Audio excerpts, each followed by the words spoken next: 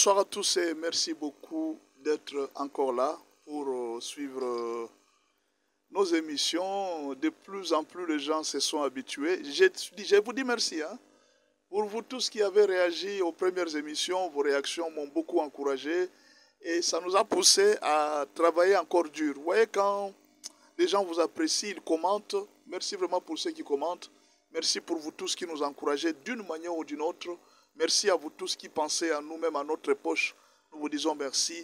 Vous voyez sur le bas de l'écran, les mobile money est là. Tout ce que vous pouvez faire pour soutenir l'œuvre de Dieu, faites-le au nom du Seigneur Jésus-Christ. Dieu lui-même saura comment est-ce qu'il va vous payer. Vous savez, ils sont beaux les pieds de ceux qui annoncent la bonne nouvelle. Tant que nous annonçons la bonne nouvelle du Seigneur, nos pieds seront beaux. Et vous qui payez ces pieds, vos pieds aussi seront beaux. Que le Seigneur Dieu vous bénisse et merci beaucoup. Aujourd'hui, je vous donne juste un conseil pour la maîtrise de la vie chrétienne. Vous savez, la vie chrétienne que vous êtes en train de mener, vous devez la maîtriser. Beaucoup de gens ne maîtrisent pas la vie chrétienne. Ils trouvent que la vie chrétienne devient très lourde. Mais alors, je vais vous donner les 7 principes vitaux de la vie chrétienne. Si vous voulez que votre vie chrétienne soit victorieuse chaque jour, tout ce que vous êtes en train de faire, que ça puisse vous mener à la victoire, vous devez respecter les 7 principes suivants. Ce sont des principes vitaux. Ce sont des principes capitaux de la vie chrétienne. Si vous ne respectez pas ces principes, vous allez sentir que la vie chrétienne deviendra très lourde, je vous dis la vérité. Vous sentirez comme si Dieu ne vous aime pas, comme si vous avez, comme si votre vie chrétienne, comme si Dieu ne vous exauce pas. Or, ce n'est pas bien. Dieu doit vous exaucer. Dieu doit vous écouter. Mais où se trouve l'erreur? L'erreur, parfois, ça peut se trouver chez vous-même. Et alors, essayez de me suivre, peut-être, vous comprendrez beaucoup de choses. Allons-y alors. Premier principe vital de la vie chrétienne, c'est le principe de la confiance en Dieu. Quel que soit le vent, tu ne peux pas avoir peur de l'ennemi ou des problèmes. Tu dois garder confiance en Dieu. Tu dois faire tout pour garder confiance en Dieu. La Bible dit que les justes vivra par la foi.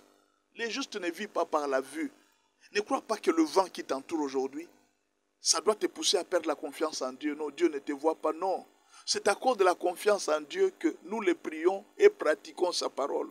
Imaginez un peu dans un monde comme celui-ci. Parfois, vous attendez un résultat, vous ne voyez rien. Ce que vous cherchez, vous ne trouvez pas. Mais dans tout ça, on vous dit de garder confiance en Dieu. Quelquefois, vous voyez un peu ce que ça fait mal, non? Gardez confiance en Dieu, mais je n'ai pas de résultat. La confiance en Dieu, tu dois la garder, même si tu vois, même si tu ne vois pas. Garde la confiance en Dieu. C'est pourquoi nous prions, nous pratiquons la parole de Dieu. Nous l'aimons sans l'avoir vu. C'est par la confiance. Et ailleurs, on parle de la foi. Vous avez foi en Dieu. Imaginez quelqu'un qui dit à Abraham, quitte ta patrie, quitte ton père et ta mère, suis-moi. Tu ne sais pas là où tu vas, mais tu le suis quand même. Le chemin de Dieu que nous avons choisi, nous ne savons pas où nous allons, mais nous l'avons quand même suivi. Nous sommes en train de pratiquer la parole de Dieu. Mais quelle est la garantie que ce que nous pratiquons demain, nous allons vivre les résultats? Parfois, il y en a qui ont perdu l'argent, qui ont perdu le temps, les opportunités. Imaginez, on t'engage dans une entreprise où, bon, je te donne un exemple, on t'engage dans une boîte de nuit, on te dit que non, on va commencer à te donner $1500 par mois. Toi, tu regardes et dis, je suis un enfant de Dieu. Que je commence à servir dans une boîte de nuit. Ah non, je ne saurais pas. Tu abandonnes $1500 à cause du Seigneur. Mais en retour, qu'est-ce que le Seigneur va te donner? Alors, pour les autres, ils abandonnent et disent, non, non, Seigneur, comme tu ne me donnes rien, moi, je ne peux rien. Le premier principe vital de la vie chrétienne, si tu veux que ta vie chrétienne soit meilleure, garde confiance en Dieu. Quel que soit le temps, quelles que soient les circonstances, quels que soient les résultats de ta vie, quel que soit ce que les gens disent à propos de toi, à propos de ton Dieu, à propos de ce que tu as fait, garde confiance en Dieu. C'est le premier principe vital. Je m'en vais te donner le deuxième.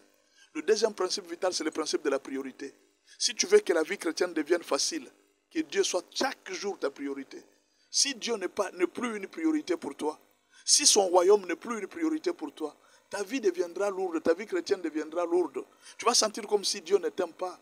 Tu vas sentir comme si tu ne fais rien sur cette terre. Fais un effort chaque jour, que ta vie chrétienne soit une vie facile. Une vie facile.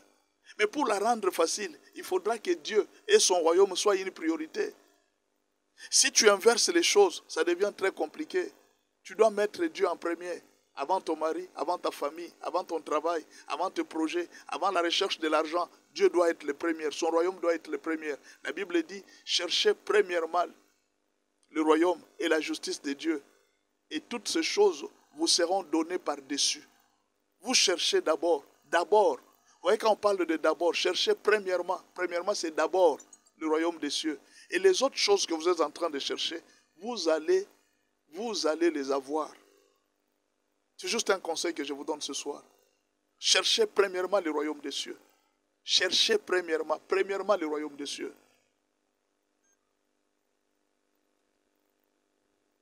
Le troisième principe, c'est le principe du pardon. Quand dans la vie chrétienne, vous avez des difficultés à pardonner et à demander pardon, en tout cas là, je vous dis que votre vie chrétienne sera difficile. Dieu ne travaille pas avec des gens qui ont des rancunes dans les cœurs. Dieu ne travaille pas avec des gens qui ne savent pas pardonner. Tu dois apprendre à pardonner.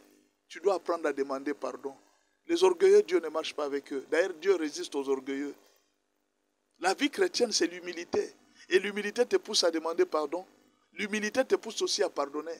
Généralement, ce sont des orgueilleux qui n'aiment pas pardonner. Ils aiment punir. Ils aiment voir les gens souffrir. Non. Tu m'as fait du mal, je dois me venger. C'est l'orgueil qui te pousse. Le principe du pardon, tu dois apprendre à demander pardon à Dieu, aux hommes, et à chercher à vivre en paix avec tous. Éviter de te coucher en colère contre quelqu'un avec des dettes dont les créanciers est en train de te suivre chaque jour. Afin que les créanciers ne te maudissent pas, tu dois chaque jour libérer les dettes de gens. Tu dois chaque jour libérer les gens de ton cœur. Tu dois chaque jour apprendre à pardonner, à te réconcilier, à vivre en paix avec tous. C'est le principe de la vie chrétienne, c'est le troisième principe vital.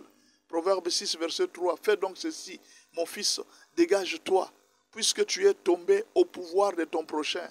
Va, prosterne-toi et fais des instances auprès de lui. C'est le troisième principe de la vie chrétienne. Si tu ne sais pas respecter cette vie chrétienne, ça sera très difficile pour toi. Essaye de te dépasser au moment où je te parle. Dépasse-toi, s'il te plaît. Va demander pardon. Humilie-toi devant tous ces gens devant qui tu as fait du mal. Humilie-toi. Si peut-être quelqu'un devant qui tu as la dette, la personne est venue te demander la dette, parle avec humilité. Supplie-le. Mon frère, pardonne-moi, je vais te payer. Afin que son cœur aille en paix. Ne permets pas que cette personne, son cœur puisse aller avec regret. Ce n'est pas la vie chrétienne, ça. Voilà pourquoi pour plusieurs personnes, la vie chrétienne est devenue difficile. Quatrième principe, c'est le principe de l'amour. Tu dois apprendre à aimer tes ennemis, tes amis, tes frères et sœurs en Christ. Ne dois rien à personne à part l'amour. Nous allons lire ça dans les livres de Romains. Écoute ce que Romain dit. Ne devez rien à personne. Ne devez pas l'argent à personne. Ne devez pas l'argent à personne. Ne devez pas de problème à personne. Ne devez rien à personne si ce n'est de vous aimer les uns les autres. Car celui qui aime les autres a accompli la loi. Si tu veux accomplir toute la loi de Moïse, aime seulement le prochain. L'accomplissement de la loi, c'est l'amour. Si tu aimes les autres, c'est fini. Tu as accompli la loi. Matthieu 5, verset 44. Mais moi, je vous dis, aimez vos ennemis, bénissez ceux qui vous maudissent, faites du bien à ceux qui vous haïssent et priez pour ceux qui vous maltraitent et qui vous persécutent. Faites un effort. Vous savez, à un certain moment, il y a une question difficile qu'on a toujours des difficultés à répondre. Je vous donne juste une question. Nous avons la guerre avec le Rwanda dans notre pays. On accuse le président Kagame d'avoir tué plusieurs Congolais. Maintenant, imaginez aujourd'hui que vous vous levez, vous dites au pasteur, nous allons nous réunir pour prier pour que Dieu pardonne au président Kagame.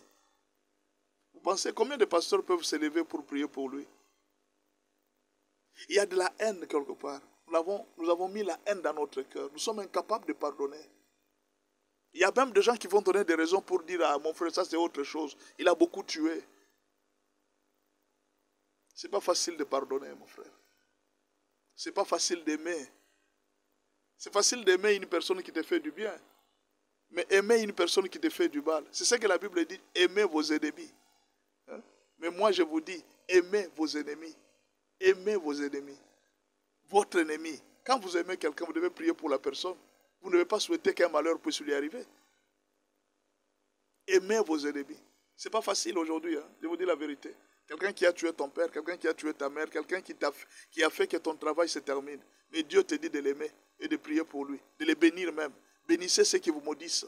Faites du bien à ceux qui vous haïssent et priez pour ceux qui vous maltraitent et qui vous persécutent. Priez pour eux.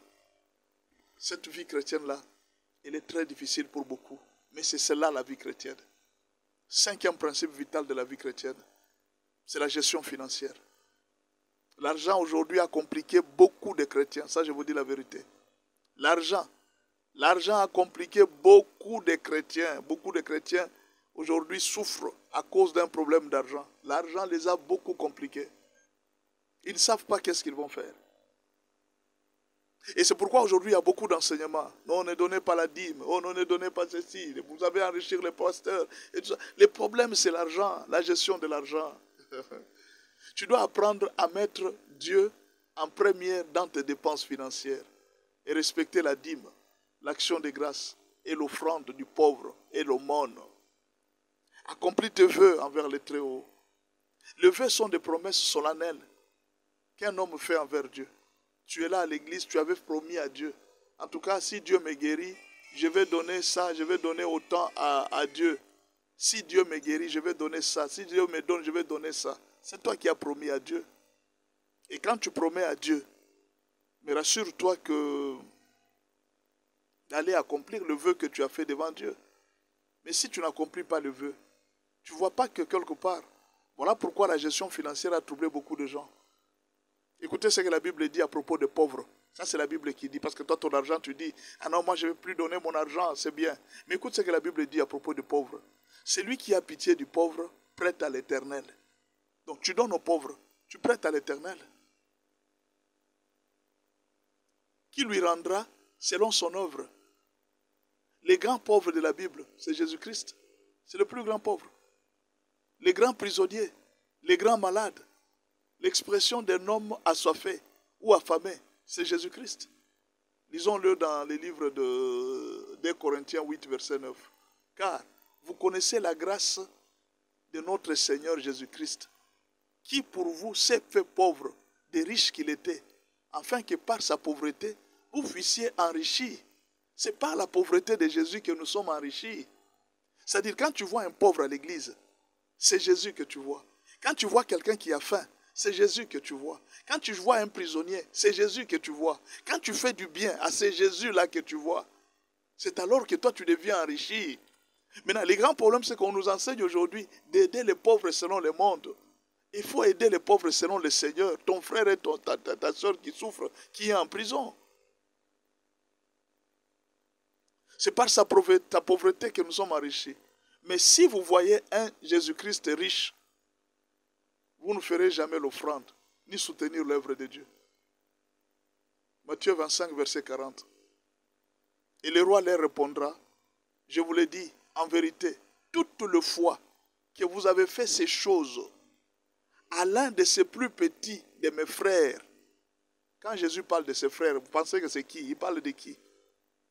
Toute le fois, ça c'est le roi qui dit, toute le fois que vous avez fait ces choses à l'un de ces plus petits de mes frères, c'est à moi que vous l'avez faite. Jésus nous a lancé des pauvres, il nous a envoyé des pauvres qui sont ses frères. Il n'a pas dit toutes les fois que vous avez fait aux hommes, il a dit à ses frères, c'est à moi que vous l'avez faite. Si jusqu'à présent, tu n'as jamais vu Jésus à travers la pauvreté de ses enfants, ses serviteurs ou son église, des prisonniers malades, tu n'as jamais compris le christianisme. Tu n'as jamais compris le christianisme. L'apôtre Jacques dit, la religion, la bonne religion, consiste à visiter les malades et à visiter les prisonniers. C'est ça la bonne religion. Va chercher les enfants de Dieu qui souffrent en prison. Cherche les serviteurs de Dieu. Le plus grand pauvre de l'humanité jusqu'à ce jour, c'est Jésus. Parce qu'il a dit, chaque fois que vous avez fait, c'est à mes frères. Il n'a pas dit aux hommes, à mes frères. Le principe de la compassion, c'est aussi un sixième principe. Le sixième principe, c'est le principe de la compassion. La compassion matérielle doit te pousser à l'aumône, à la compassion spirituelle. Et la compassion spirituelle doit te pousser à l'évangélisation et à l'intercession. C'est-à-dire, quand tu as la compassion sur le plan matériel, tu dois faire l'aumône. Mais quand tu as la compassion sur le plan spirituel, tu dois faire l'intercession. Donc l'intercession, c'est l'aumône qu'on fait aux âmes perdues. On leur apporte Jésus dans la prière. Prie pour le salut de ta famille, de tes voisins, de ta nation. Soutiens ceux qui font l'évangélisation. Encourage l'évangélisation. Si toi, tu n'as pas le temps d'aller évangéliser, encourage les évangélistes. Encourage les émissions telles que nous les faisons ici. Tu participes à cette œuvre que nous faisons. Parce que derrière moi, vous me voyez moi là, mais derrière il y a les caméras, derrière il y a l'énergie. Il y a beaucoup de choses qui sont en train de se perdre. En soutenant l'œuvre de Dieu, vous êtes en train de soutenir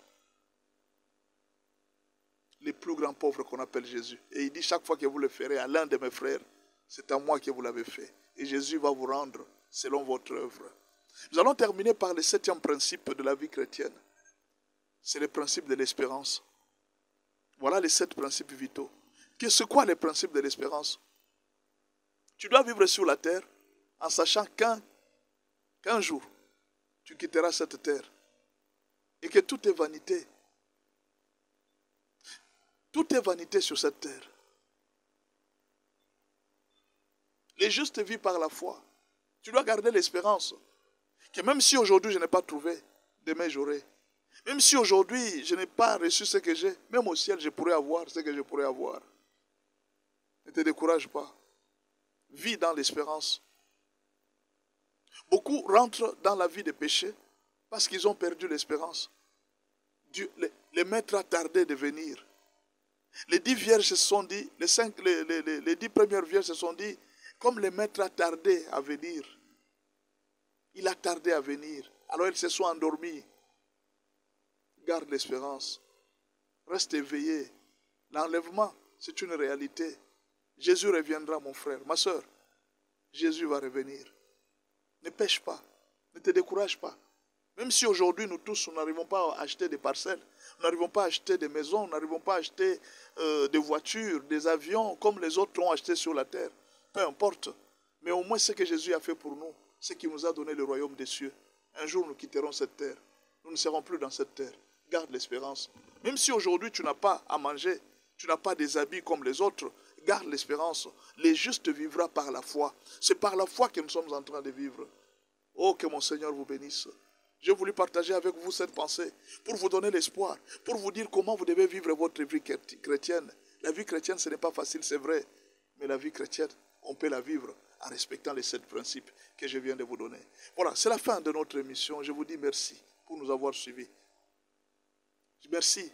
Regardez au bas de l'écran. Vous allez voir où vous pouvez nous soutenir. Il y a là un moyen où vous pouvez aimer, liker, commenter et même partager l'émission. C'est un soutien. Il y a là un moyen à travers le mobile money où vous pouvez soutenir financièrement cette émission. Que Dieu vous bénisse si vous le faites. Il y a aussi un moyen où vous pouvez acheter des ouvrages que nous vendons dans notre ministère. Écrivez-nous sur tous les numéros qui sont là et le Seigneur Dieu se souviendra de vous chaque fois que vous soutenez ce ministère. Merci beaucoup. Moi, c'est le pasteur Benjamin Aoka. On se voit la fois prochaine. Merci beaucoup et à la prochaine.